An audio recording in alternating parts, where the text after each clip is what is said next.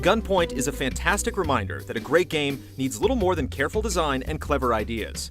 Gunpoint has both these things and actually tells an intriguing tale that's well written and constantly humorous. The narration never feels like it's interrupting the action, but rather surrounds and enhances each mission, giving it more weight and context. You play as Conway, a freelance spy that's often willing to work for whatever side is paying the bill.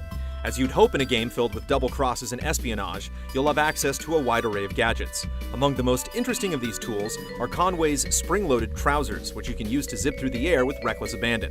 These powered-up pants enable you to jump on rooftops and get the drop on unsuspecting enemies.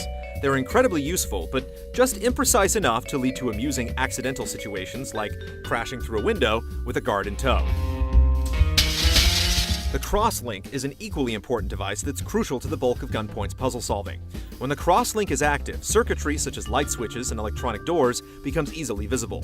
Conway can then remotely manipulate electronic elements in real time, accomplishing tricks like rewiring a security camera to open a door instead of triggering an alarm. Smart use of the crosslink is required to clear almost every mission. Fortunately, the challenge is never too overwhelming, and you're likely to grasp most solutions in only a minute or two, ensuring that you feel a sense of accomplishment without getting too frustrated. That sense of accomplishment is further aided by the fact that Gunpoint lacks any tedious tutorials. Outside of the occasional brief flash of text, the game largely lets you figure out things on your own. It's a testament to the game's design that this process is a joy rather than a headache. Each gadget or new kind of opposition is generally clear and easy to understand. There's also plenty of room to experiment, since Gunpoint lets you reload autosaves that place you just a few seconds before death, eliminating the need for tiresome backtracking. Another nice touch is that the game allows you to try out upgrades before you put your life on the line, dropping you in a mock mission where you're free to experiment without the pressure of completing an objective. It's the kind of idea that makes you question, why don't more games have this?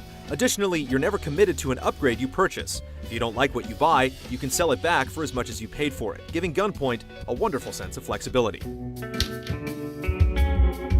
The game also has a sense of style. This is largely thanks to the film noirish, jazz-infused soundtracks, swirling saxophones, dancing pianos, and staccato drums that go a long way in actually making you feel like a spy. It's perfectly tuned to the game's style and ends up one of the biggest highlights of the experience.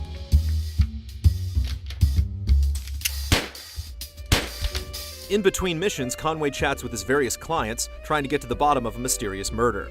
Like the various noir dramas that inspired it, keeping track of whodunit can get complicated quickly as the names of corporations, CEOs, and the like get thrown around early and often. The game is self-aware of its convoluted nature, though, and Conway himself admits to losing the plot, mentioning that he's just happy he's getting paid. But even if you're not always sure exactly what's happening in the big picture, the humor makes almost every conversation memorable.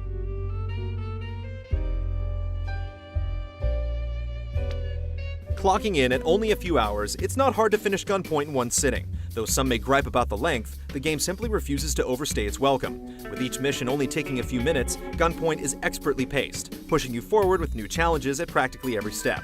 The game is something you'll want to tell your friends about the minute you finish. It's quirky, clever, and most importantly funny, a quality sorely lacking in most other games. Sure, there may not be a lot to it, but you'll get more out of this game in 3 hours than most games can provide in 15. How could you not fall in love with a game featuring hyper trousers?